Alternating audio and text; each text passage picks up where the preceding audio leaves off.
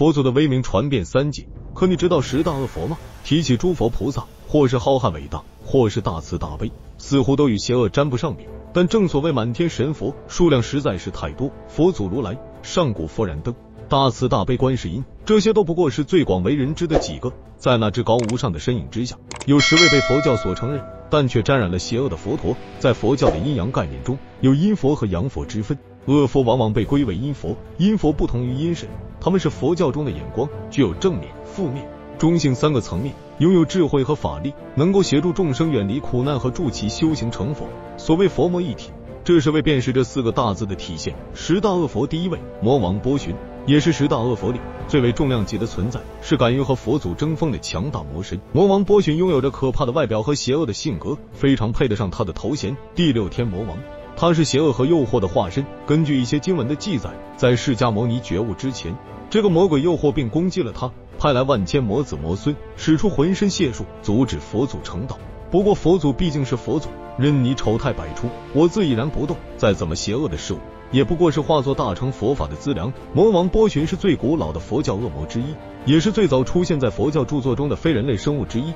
最初佛教是无神论的，不过在佛陀去世后，逐渐融入了神和魔鬼的故事。魔王波旬也即是大自在天魔王，他会平等地给予每一位佛门弟子考验，度过108000劫，方成佛陀果位。10大恶佛第2位，罗刹。佛陀曾说，每一位注视的罗刹佛过去都有被苦难所迷惑，每一位注视成菩提者皆有一苦难，只是各自的苦难各不相同。所以如果自己的言行举止受到他人修行的疑惑，一定要从正法中走出来。食人之恶鬼名罗刹婆，罗刹乃地狱中的狱卒，执司惩罚罪人。然而于佛典中，罗刹是愿守护佛法及正法行人，往往成为佛教的守护神，而常常参与法会，随佛闻法欢喜喜行，本是十恶不赦之恶鬼。聆听佛祖讲法受到感化，从此以后便专司守护佛门经典，亦是当得上依据罗刹佛，但其邪恶本性却还是存在。就跟魔王波旬一样，如果在他的磨练中被天魔所诱惑，哪怕是佛祖弟子，也要落得十死无生的下场。佛魔一体，既有大慈悲，也有大恐怖。10大恶佛第3位，阎魔，也叫做阎罗，并非是10殿阎罗里的阎罗，而是8大达摩婆之一，佛教的守护者，乃是地狱之王。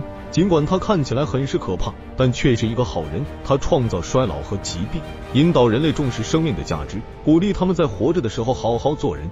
但阎罗也无愧于阎罗之名，若是敢不听从他的警告，便会有苦难降临，死后更是会堕入无尽地狱当中。在佛教典籍中，他是第一个经历死亡的人类，因此掌握了死亡的力量。他是居住在天界的神明，掌管夜魔天。大乘佛教将他列为12天之一。随着佛教传入中国，他被认为是掌管地狱刑法的神明，即是阎罗王。10大恶佛第4位，恶鬼道白骨菩萨，梵语波利多，就译为恶鬼。波利多出现在了各种神话和宗教中，在他们最常见的形式中，经常处于饥饿和口渴的状态，以至于一直表现的精神错乱。在佛教中，他们经常被怜悯，一些僧侣还会把食物和饮料留给他们。不过在某些情况下，恶鬼并不能吃或喝，因为他们的喉咙太窄了。不过在另一些情况下，他们也会不停地吃吃喝喝，但却不能充饥解渴。恶鬼通常并不危险，尽管在某些情况下，他们对一些东西的欲望使他们与人类相抵触。在6道轮回之中，便有一道名为恶鬼道，乃是3恶道之一，里面乃是无穷的恶鬼，时时刻刻在向着其他世界索取。传说有一日，白色圣火从天而降，在这不知几万万里的世界里熊熊燃烧。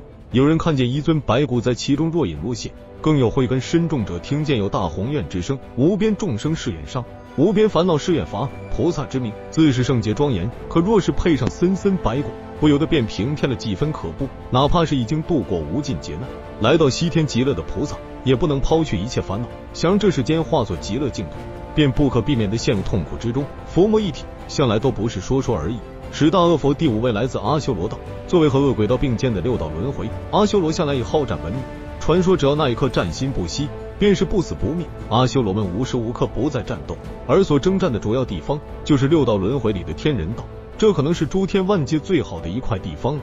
处处鸟语花香，伸手便是果实蜜藏，天人们动辄就是数千年的寿命，除了天人五衰，没有什么能带走他们。阿修罗对此深感不满，于是发起了无尽征战。如此好战的种族，佛祖也是起了普渡的心意。最后阿修罗也是位列护法8部众之一，同样是8部天龙之一。十大恶佛的第6位迦那，他是传说中的龙神，盛行于古印度神话，是一种长着犄角的巨龙，自身能操控一定魔法的物种，跟中国神话传说的蛇化龙是不同的，也不是龙修炼升级后的产物。那迦常年生活在湄公河的河底，掌控着河流和降水，被誉为湄公河的守护神。他能够化为人形，但在睡着的时候会现出原形。那迦能操控魔法呼风唤雨，在为人民带来粮食丰收的同时，也可能会带来洪水和干旱等灾害。那迦会给朝拜自己的人带来丰收，而受到人类不恭敬的对待时，亦是会降下惩罚。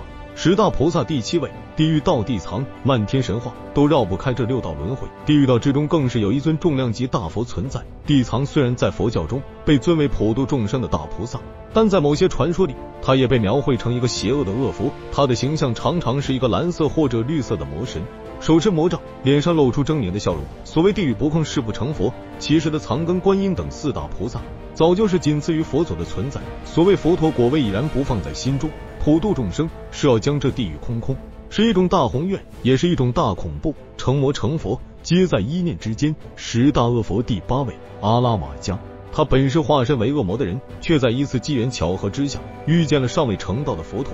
那时佛陀尚且还是一位苦行僧，慈悲为怀，普度众生，哪怕是在可怕的大天魔也不能阻止他的步伐。于是在一次次交锋后，阿拉玛迦也明白了什么叫做慈悲，从此便投身佛门大业，以恶魔之躯守护世人。十大恶佛第9位，夜叉，同样是个熟悉的名字。和人类一样，夜叉也有好坏之分。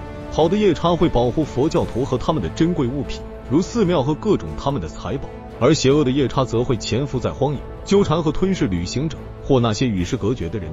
有些夜叉加入8部天龙，有些则是去做了巡海夜叉。也许有些会心存善念，但邪恶乃是天性，抛也抛不掉。十大恶佛的最后一位，乃是迦楼罗金翅大鹏鸟，喜好以真龙那迦为师，被佛们所供奉。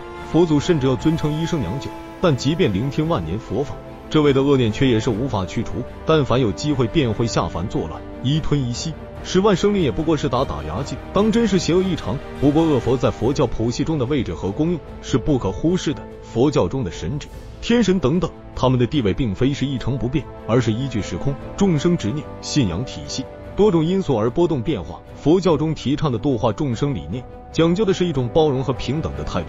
佛教认为恶佛的出现彰显了众生的种种执念和烦恼。法华经中这么有一句话：善男子，汝等众生性相一如，毕竟无二，何故称恶，何故称善？众生平等，无论善恶都是一体两面，都能在大乘佛法之下趋向正道。或者说正是邪恶的概念存在，正道才是正道，恶佛们的存在也正是这一缘由。在佛教体系当中，信望乃是一个佛门弟子必须要度过的难关，若是连自身的欲望都无法战胜，又何谈普度众生？那么对于这10大恶佛，你又有什么看法呢？本期神话故事就到这里，咱们下期继续。